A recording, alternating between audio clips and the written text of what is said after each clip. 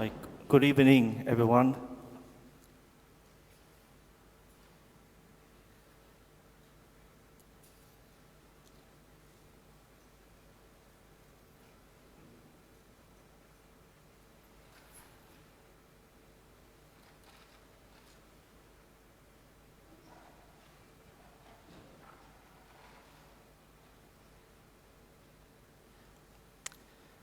Good evening, everyone, and welcome back again for our night, and welcome to you, Margaret. Thank you.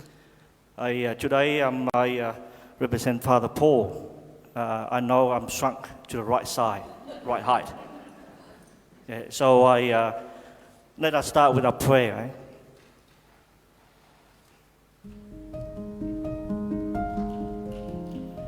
Memorare to Our Lady of the Sacred Heart. Remember, Our Lady of the Sacred Heart, the great things the Lord has done for you. He chose you for his mother. He wanted you close to his cross. He gives you a share in his glory. He listens to your prayer. Offer him our prayers of praise and thanksgiving. Present our petitions to him. Let us live like you in the love of your Son, so that his kingdom may come. Lead all people to the source of living water that flows from his heart, spreading over the world hope and salvation, justice and peace. See our trust in you. Answer our prayer. Show yourself always our mother. Hold the parish of Henley Beach in your arms.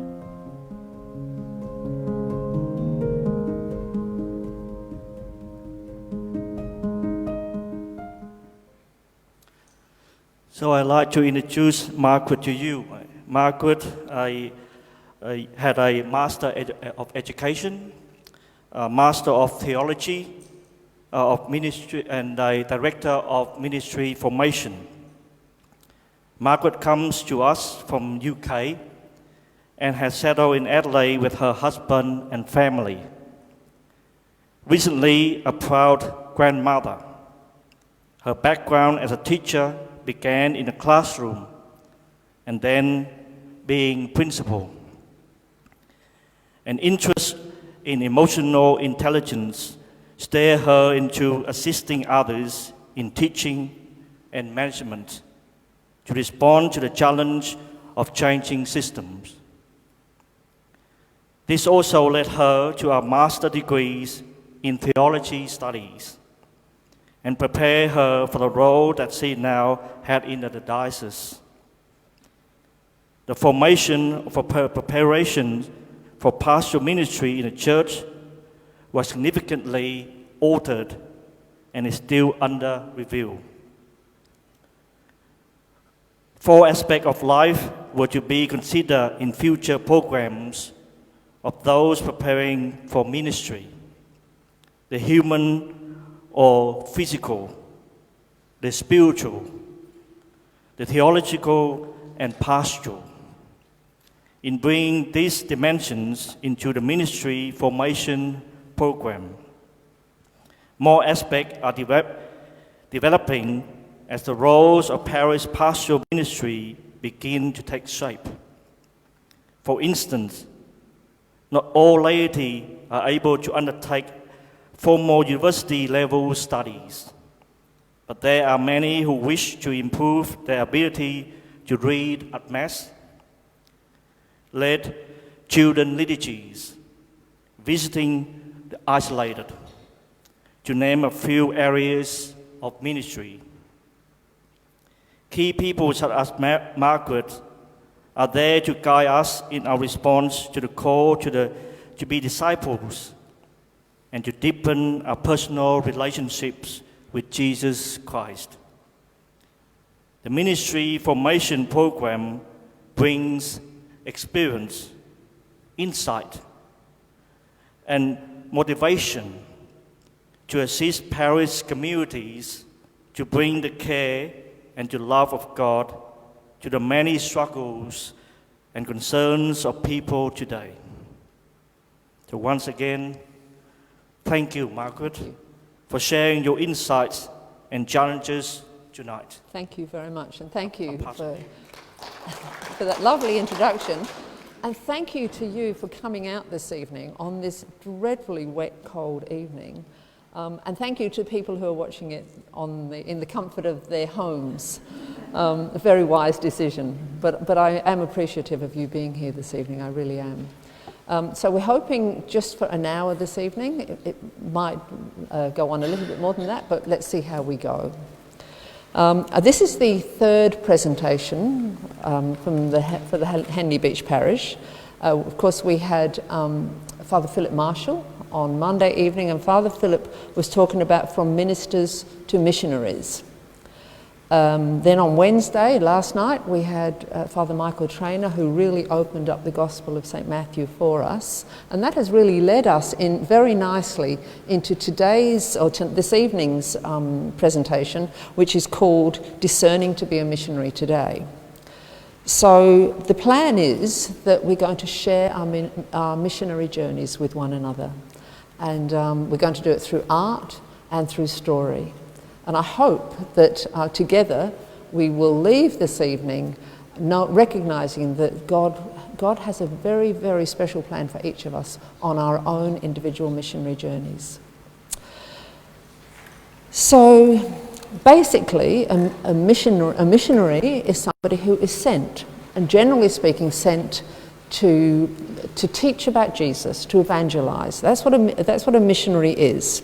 And our mission is to share that missionary journey with others, share that love of Jesus with other people. So we're going to begin this evening. Oh, sorry, I'll just go back on that one. Welcome and introductions. I've actually walked around and met most of you, which has been lovely, and I hope as the evening goes on that I'll meet more of you and we'll get to know each other better. What do we mean by a missionary? That will be opened up, I hope, for us this evening. Who is God calling us to be? I hope we can focus on that for a few moments. And then that will lead us into the ministry formation program. And you've got folders on your seats that tell you a little bit about the ministry formation program, and I will unpack that a little bit at the end. I do want to leave some time at the end for that. So that's where the evening will go, I hope. We're going to have a prayer together, and it's up there on the wall, but I've also given you a copy of the prayer here, so because that might be a little bit hard to read up on the wall. And I thought we could all read it together, or if you choose, you can just keep it in your heart and just listen as some of us do read it. It's got the theme of dark and light. It's a Celtic prayer about life today, and it talks about light and dark. And we're going to be talking about light and dark as the evening progresses. So let's pray together this beautiful prayer. Dark and light, come Creator of lights, pierce the darkness and light up the seas, light up the earth, light up the lonely and the sad. Guardian of the planets, kindler of the stars, we pass into darkness encompassed by you. Moon of gentle light, guiding jewel of the night, we raise our hand to you. We lift our eye to you.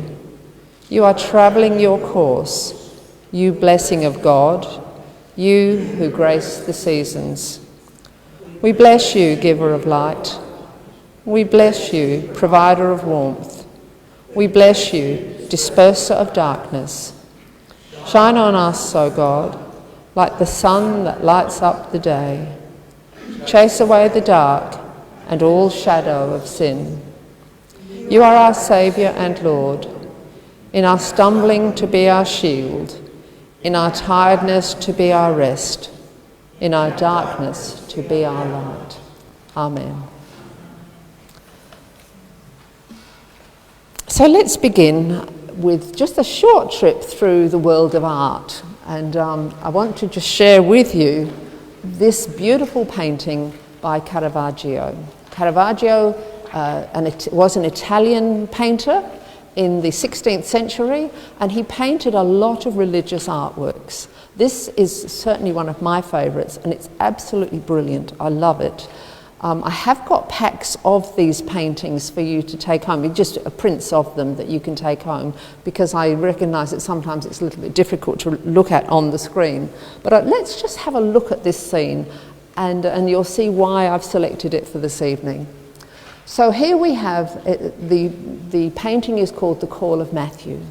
So Matthew, one of the apostles and evangelist, was called by God. If you remember, if you were here last night and you heard Michael Traynor talked a lot about Matthew, was a tax collector.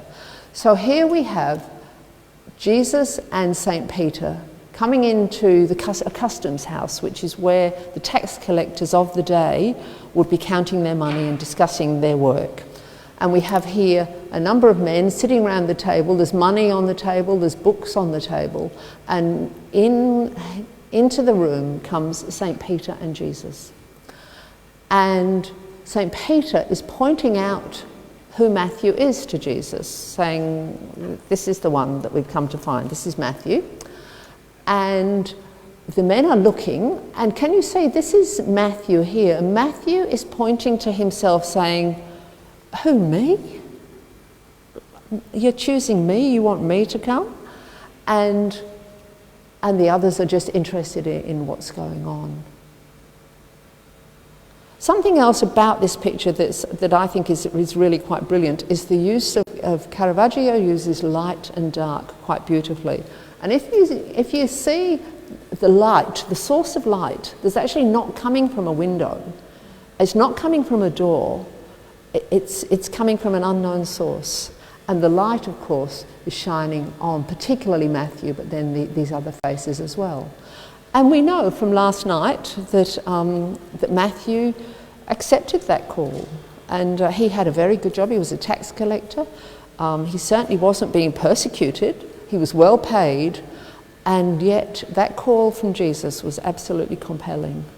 And that was the beginning of his missionary journey. Matthew accepted the call and followed Jesus. And we then heard last night when we were looking and breaking open the Gospel of Matthew, we heard an awful lot more about those apostles. So that's just an introduction to one of the early missionaries, was St. Matthew. And now we're going to move on to the next picture. So this one is another very much a favourite painting of mine, and this picture is by Raphael. And this is St. Paul. St. Paul on one of his missionary journeys. Now, St. Paul went on 4 missionary journeys. We read about that in the Acts of the Apostles, the missionary journeys, going out to the ends of the earth to talk about Jesus, to convert people, to share Jesus with people. And here is St. Paul in Athens. Now this is very much an interesting picture. It's actually got there a cartoon. Now when we think of cartoons, we think of something quite funny. This is not a cartoon picture. This is a picture. The use of the word cartoon in the art world is actually the cartoon is leading us to something else. It's a picture that's leading us somewhere, and this picture was actually leading us into a tapestry, because Pope Leo commissioned this painting from Raphael to be made into a tapestry to hang in the Sistine Chapel. Now this again was another 16th century painting, and you know, of course, that Michelangelo was completing his painting in the Sistine Chapel in the beginning of the 16th century. So Pope Leo commissioned a tapestry of this beautiful painting here. Now, I find it quite interesting in that Paul is preaching about idolatry in this particular painting. And there's a statue here of a pagan figure. And there's also the use of light in this picture, particularly of this person here, who are really listening very acutely to St. Paul, listening very, very carefully. Now, I'm not sure whether that would have been so in the times, because I think that Paul often found people who were not willing to listen to his message and who would have been noisy and rowdy in the crowd. And it makes me think about my childhood. When I grew up in London in the UK, and I lived a couple of underground stations from Hyde Park. And for those of you who've been to London or know London, you'd know in Hyde Park there's a speaker's corner. And on a weekend, in the speaker's corner, there was always somebody on their box talking, often religious zealots, but sometimes not, talking to whoever would listen. And they would be heckled, they'd have things thrown at them. I had 3 brothers, and my brothers and I, on a Sunday afternoon, would hop on the underground. We'd go to Mass in the morning with our parents, we'd have a big Sunday lunch, and then we would get on the underground train and go the 2 stops to Hyde Park just to watch. And so when I look at this picture, I think maybe it was more like Hyde Park, Speaker's Corner, where people were heckling and disagreeing, because here is Paul speaking about idolatry to these people. And clearly there's the column, the figure of the pagan god in this picture. What a courageous man St. Paul was to begin to be on his missionary journey like this. So let's just go on to the next picture. Okay, so this is Rembrandt. So now we're going to a Dutch painter, Rembrandt, around the same time, 15th and 16th century. And this is St. Paul again, and this is St. Paul in prison in Rome. So this is during his one of his missionary journeys. And again, a beautiful use of light here, and showing clearly of a man, a troubled face. And it's said that he's probably writing one of his epistles during this time. Now, Paul, as you know, was executed. Not at this time. He was actually released from prison after this time in prison. But later on, you'd be aware that he was executed. Because if you remember, St. Paul, of course, was converted. He was converted in about 33 AD. And so he was persecuted through his life.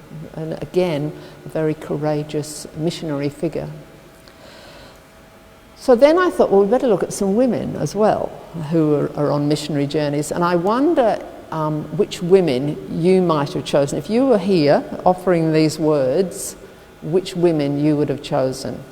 And here's one of them. Now, how could I not use Mary MacKillop, St. Mary MacKillop. Now, Mary MacKillop, as you know, our first Australian saint, coming up to 10 years of canonisation. Next month, I think, October 17th, is it? Yes.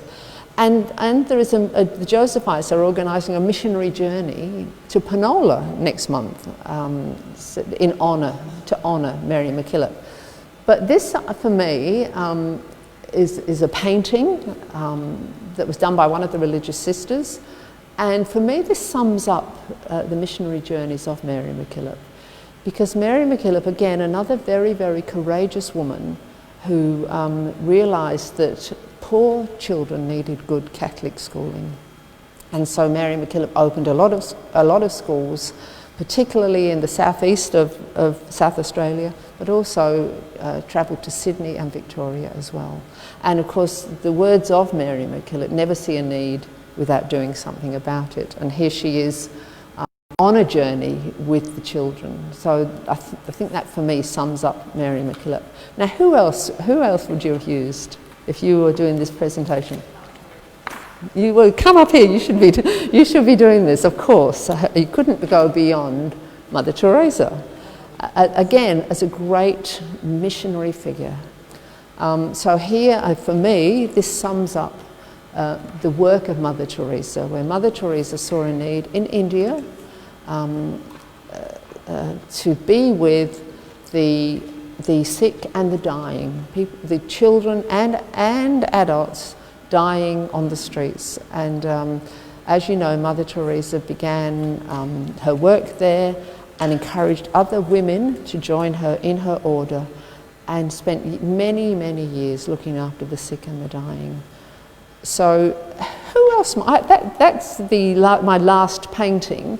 Who else might you have used? Oh, as far back as you like. We've gone back to St Matthew, so... St Bridget of Ireland, lovely. And if we had time, I'd ask you why. But we can all have a think about St Bridget of Ireland. Who else might you consider as a missionary figure of note?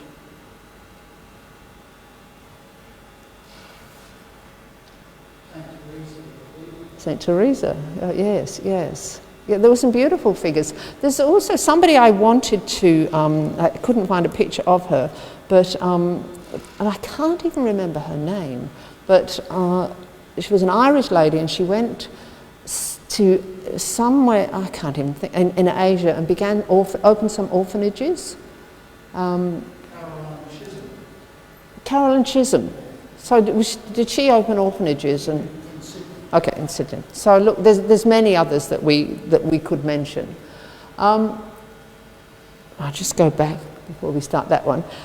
We have to ask ourselves the question though, do we have to, as people on a missionary journey, are we expected to do such enormous things as these people did, memorable things as these people? Or I believe that God is just calling us to be the best possible people that we can be. So we don't have to go on enormous journeys. We don't have to put our lives at risk. We don't have to risk being persecuted. That's not what God is asking of us. But God is simply asking us to be the best person, the best people we can be. I'd like to share just a little bit of my missionary journey with you. As it was said in the introduction, I'm from England. I had been at a Catholic university in England and did my teacher training and became a teacher there. And I heard that they were looking for Catholic teachers for schools here in Adelaide. Now this was in the mid-70s, so quite a long time ago, looking for Catholic teachers in the mid-70s. It was a 2-year contract that people were expected to, if we accepted the offer, the 2-year contract that we were expected to come to. And they particularly wanted people who had been at Catholic universities, because there was no Catholic university in Adelaide. And so with some friends, with 3 girlfriends, we came out to Australia on our missionary journey. Now at that stage I didn't recognise it as a missionary journey, but that was the beginning of my missionary journey. And I taught here in Adelaide for a few years, and at that time all of the schools in South Australia were led by religious, either nuns or priests or brothers. There were no lay leaders in Catholic schools. Again, remember this was the 70s. Now, if you remember, Vatican II finished in 1965, and Vatican II opened up the way for lay people to take more responsibility in our faith. But that took a little bit of time. So when I arrived here, the schools were all led by religious. That began changing slowly, very slowly. But the interesting thing was that as that changed, it was mainly men that were appointed as principals and deputy principals. For some reason, women still were trying to establish themselves as leaders in our church, and it was just more difficult to break through for women. However, that has changed now.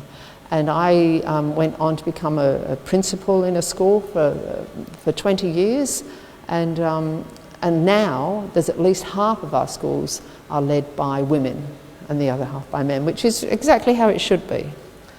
And I just want to share with you what I consider is the most significant part of my missionary journey. One of the schools that I was asked to lead for just a short period of time, just for 12 months, was the school at St Joseph's in Fullerton, St Joseph's High School in Fullerton. And we're just going to take a short break before I tell you that story.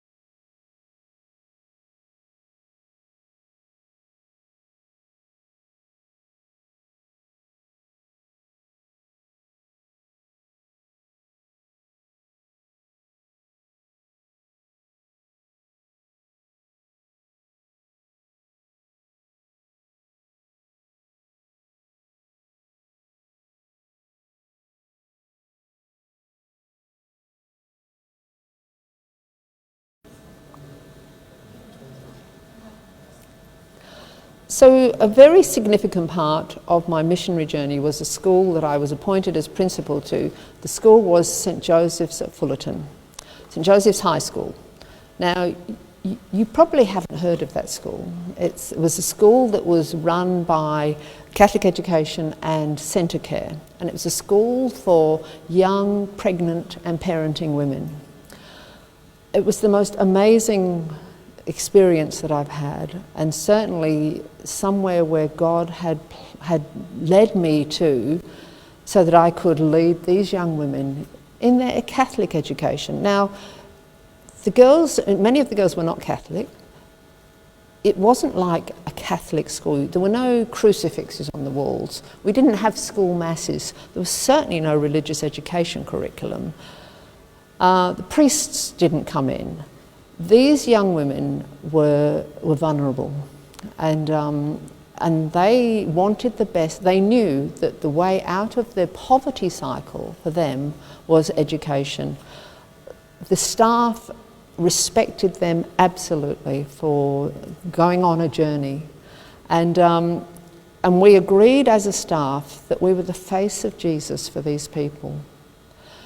And I hope you don't mind me quoting you, but last night a comment that you made was, you called it a pedestrian comment, and it really touched me, because it really made me think of exactly what we had been doing in St Joseph's. We were there because Jesus was showing us the way to help these young people. And many of them did particularly well. We had people going on to university, going on to apprenticeships. It was the most amazing school. And can you imagine anything nicer than teaching an English class where there was somebody breastfeeding in one desk and somebody else with a little toddler playing jigsaws or whatever? It was absolutely an amazing place to be. The staff were the face of Jesus. That's what made that place a Christian Catholic school. We were the face of Jesus for those people. That school has since moved, and it's gone into a mainstream school. It's now at Enfield in Our Lady of the Sacred Heart College. It's been assumed there, and it's doing very, very well. And as I say, these young women were to be absolutely respected and admired for what they were doing. Now, a couple of weeks ago, I interviewed Father Paul, because I wanted him to share his missionary journey with me. And I'm really sorry I'm actually quite glad he's not here tonight, because I can make up any bits that I've forgotten. But we didn't meet for long, and I will read just a little bit of his missionary journey. So Paul when he was young, grew up here in the western suburbs in a Catholic family. He talked very fondly about two priests who had made a very deep impression on him, both MSCs. There was a Father Church and a Father Dixon.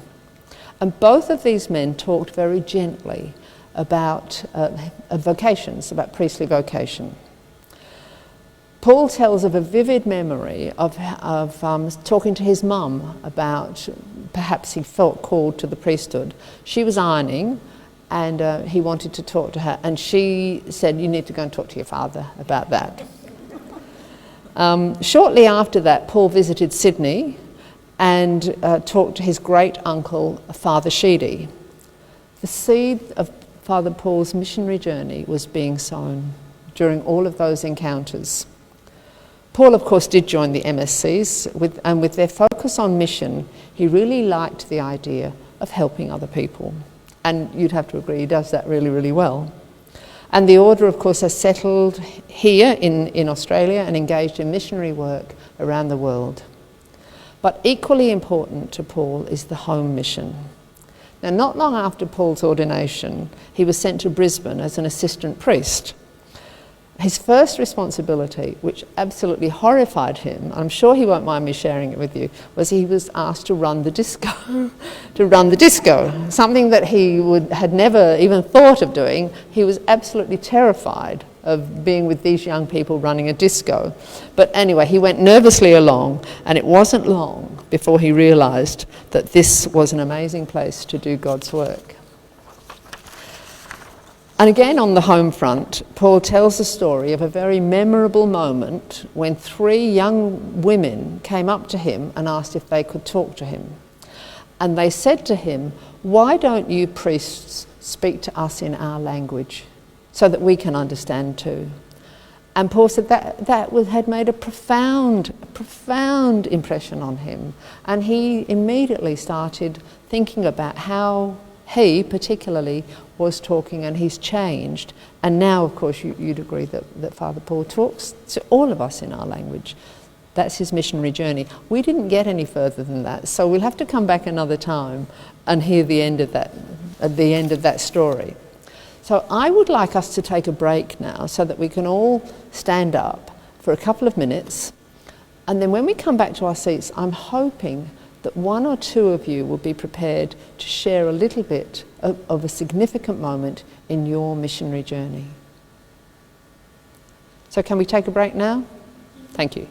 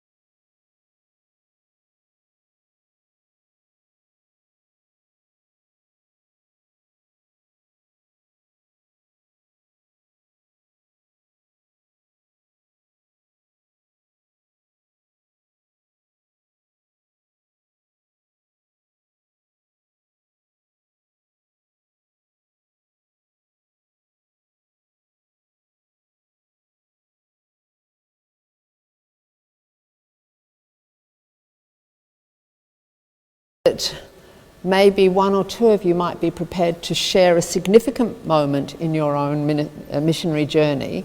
We've only got a few minutes to do this, so we'd ask if anybody is prepared to speak, just to come up for a couple of minutes. Have we got anybody that would like to share something with us?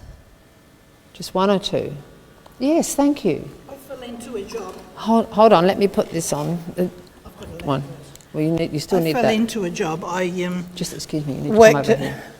Worked at a nursing home for 20 years and decided I needed a change. Thought Nice I'd and loud. retire. Even louder. And I got a job setting up a house for 3 violent, volatile, intellectually disabled men. And my mandate was, if I couldn't get it working, they were all sent to the lockup at Strathmont at the time. They all had elderly parents who loved them dearly, and society hated them. And so for 10 years, I worked with them. I think the neighbours thought I was having a hot affair with the Clarkson's man because we was always there. And one Sunday, I used to work over Saturday night because my team of 11 men would not take the men out on Saturday night. And I believed they had to be treated normally. You had to have a shower, put your clean clothes on, we'd go out. And one of them, the most volatile, violent, said to me, "Where do you go Sunday?" Because I'd sleep over there. And I said, "I'd go to Mass." He said, "Well, what's that?" I said, "It's church." He said, "Oh, can I come with you?" And stupidly I said, "Yeah, of course you can, next week." So we went, and it was the Feast of Mary MacKillop. And Father gave a wonderful homily about Mary MacKillop, how she fought against the male-dominated church.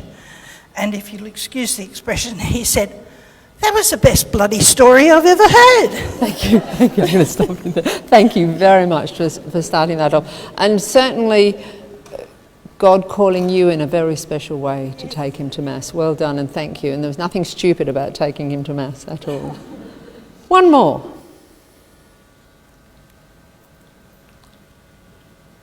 Narita, thank you.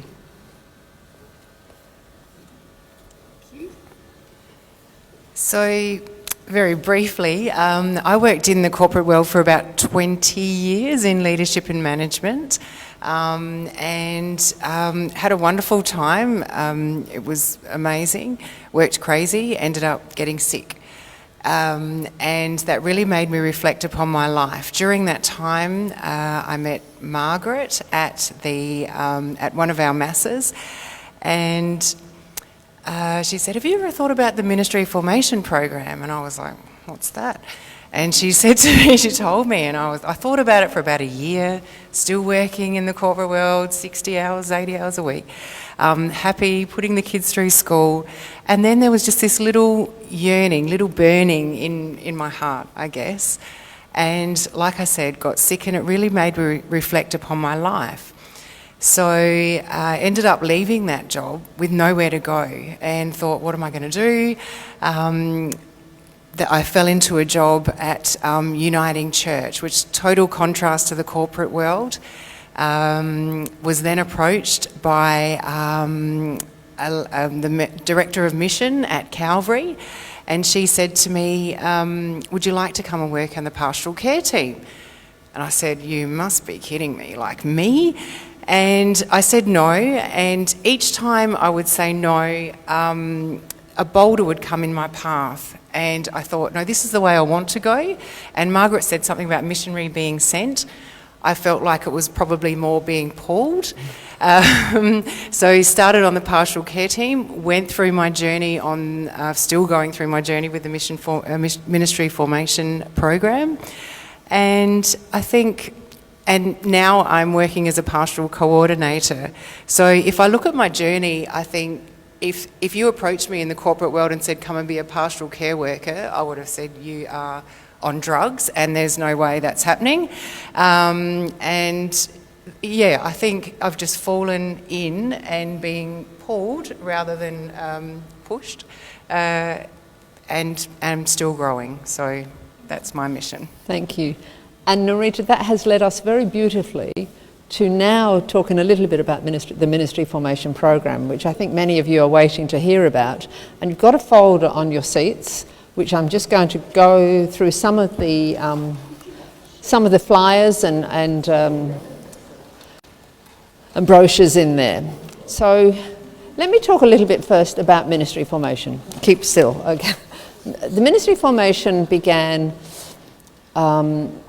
probably about 15 years ago. And Father Paul, you were the initial formator. You were the director of ministry formation all those years ago. The Archbishop had approached Father Paul and asked him if he would begin that program. We're very fortunate in our diocese in that we have leaders who believe in men and women assuming responsibility in leadership. The program that we have now in Adelaide, I'm now the director of the program. I had big shoes to fill 10 years ago from when Paul stepped down and I was appointed as director of ministry formation. It's a unique program. It's a program for men and women, for lay ecclesial ministry and for the diaconate program. It's unique in that it's the only program in Australia that's actually has men and women being formed together for lay leadership and the diaconate.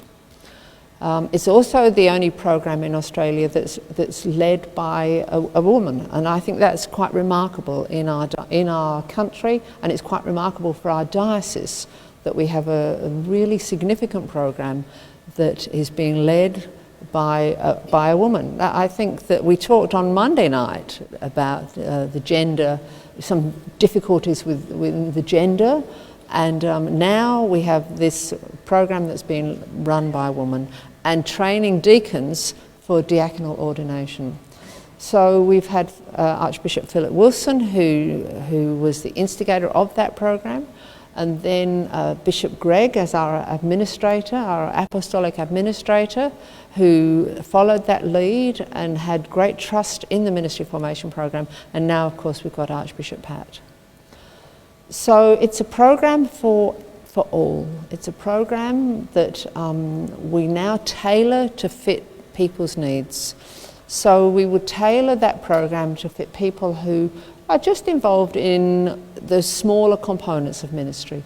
People who are readers at Mass, people who are Eucharistic ministers at Mass, on baptism teams, on bereavement teams, on any of the other sacramental programs, any of the other small parts of ministry that people are involved in. We also offer that program to people, and Narita was just talking, like Narita, who would like to be appointed as leaders in parishes. And so we have parish associates that come through our program. We now have opened it up to chaplains. So people who are looking at a chaplaincy journey come to the ministry formation program as well. Now, what I'd like is for you to go away and read the information that you have there in front of me, or if you haven't got that information, if you're at home, to think about this journey that you might take, and we will be very happy for you to contact us. There's a name in that folder. Simply ring and ask to speak to me or ask for an appointment with me, and I would be delighted to come out and meet with you. In fact, I'm going to come out to Star of the Sea School and meet with you as soon as possible, I hope. Can I show you one, thank you, I'll just take this one here, one flyer from your folder, and it's called Come and See. We have a Come and See evening, and it's on Wednesday the 14th of October in the Cathedral Hall, and that's an opportunity for people to come and hear about our program. It's amazing that this program has been in place for many, many years, and there are still people in our diocese who don't know anything about it. And this program really is for you. It's not for the Mother Teresas of the world particularly. It's not for the Mary MacKillops or the St Matthews or the St Paul's. It's for you. It's an opportunity for you to grow in your own faith and then share that faith with others. You're doing that at the moment, and if you'd like some formation, then we're able to offer it to you. So also in your folders you would find a pamphlet or a brochure on ministry formation. Can I borrow your folder? Thank you. Thank you. So this brochure here, which is the Ministry Formation Program, which explains what I've been saying this evening. There's also a brochure here on the permanent diaconate. So we have a permanent diaconate program for men who feel the call to married or to be ordained as a married deacon. And the men and women, so men and women are being formed together and working together. There's also this brochure here, which shows some of the study opportunities that we offer. Now, some of our students of ministry formation, we call them students, age range from 30 to 80, so nobody's too young, nobody's too old. We use one of the Catholic universities in America for some certificate level study, which is very, very manageable. And we're there to support you. So don't think, I haven't studied for ages, could I do that? The Dayton Theological Study certificate courses are very, very manageable. Some people on our program study with the Australian Catholic University, and they study at the tertiary level, so they study towards a graduate certificate in theological studies, going on to a master's in theological studies. That is really good for some people, but for others, Dayton is perfectly fine. We offer a 2-year pathway and a 4-year pathway. So if you'd like to begin slowly, you'd probably enroll in a 2-year program, and then quite often we find that many people want to continue and finish their 4 years. The program is for you. It's for anybody in our diocese. These Dayton courses, by the way, are also for anybody in our diocese. You actually don't have to join the ministry formation program to study one of these certificate courses. So you might choose just to do a Dayton course to see what it's like, and I'd be very happy to support you in that. If you need any help with that, just let us know. Paul, have I missed anything? Have I missed anything?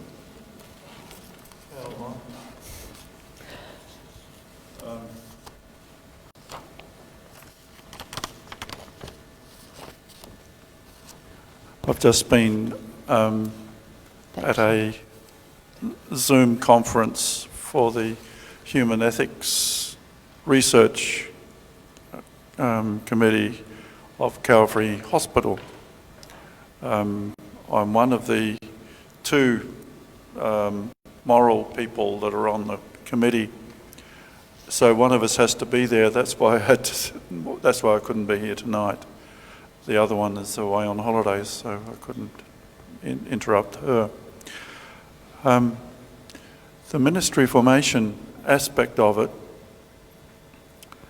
of our lives, is that if you want to ride a bike, you have to learn how to do it. If you want to read at Mass, you have to learn how to do it properly. Oh, sorry, I'm out of the... Right. And if you want to be on an ethics committee, you have to have a master's in moral theology. So there's a whole range of things that we obviously can do, because to be an expert at reading at Mass on Sunday is open to probably at least 10% of the population in the church.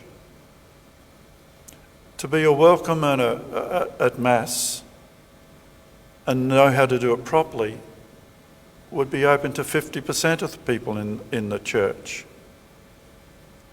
And what does that mean? It means that you go out of your way a little bit to welcome someone, not say, "Oh, hi, how are you? Good to see you," but to make a point of picking out the person who is leaving the church without talking to anyone, or coming in looking absolutely confused about where they're at.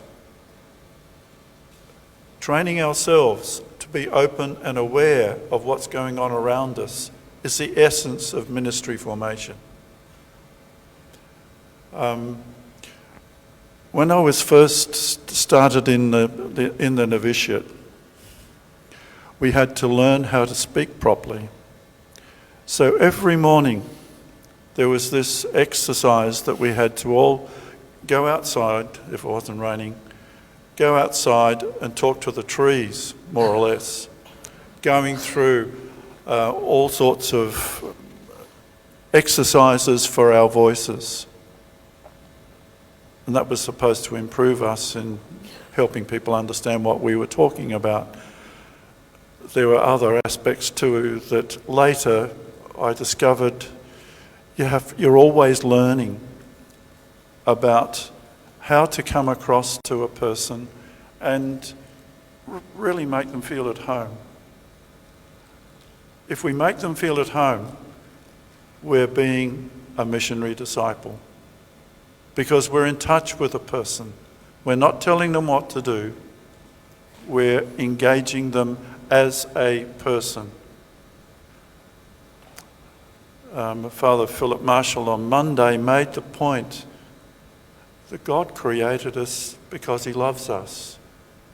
And what we're sharing is that with the people around us. That's the challenge. That's our missionary formation aspect that really we need to get down to. We come into church, sit down, say our prayers and go home again. Well, that's not being a missionary, is it? To come to church, to find someone who I had never met before, is probably the most important thing we can do. And what we need to do in our community today has been revealed to us through the COVID thing. It's made us stop and start to think differently about what we are doing with our lives. I suppose just talking to young families. I was talking to my niece and my nephew-in-law the other day about their 5 kids, and they've really appreciated the fact that they couldn't move out of the house for a while, and they had to get on together and to work through and develop new ways of being there and enjoying each other's company. That's what we have to do too. We have to work out new ways of enjoying each other's company at Mass, for instance. Otherwise, people won't be bothered coming back.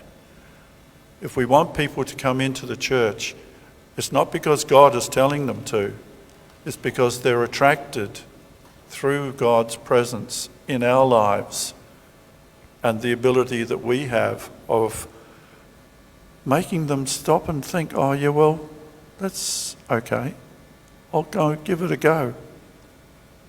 But it will only be the way, only when we behave ourselves in a way that actually makes them stop and think themselves. Anyway, going on a bit, aren't I? It's beautiful, thank you. So is that enough? Thank you. That was summed up our evening absolutely beautifully. I wonder, does anybody have a question? And I wonder if we might just take a couple of minutes to break and then come back for a final 5 minutes, just if there are any questions. So can we take a break for a couple of minutes? Thank you.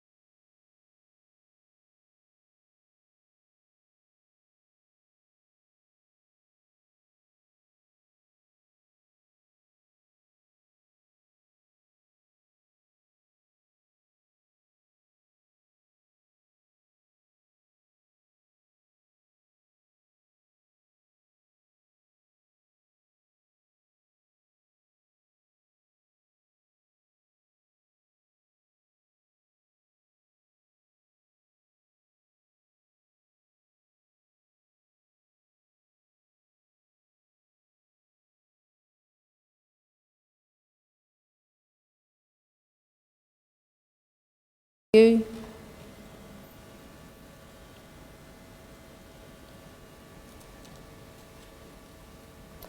I never heard much about it, so I think it would be nice that even like after Messe in a certain way would be published a little bit more. Good, thank you for that, yes. Yes, it's been said occasionally that the ministry formation program is the best kept secret in Adelaide.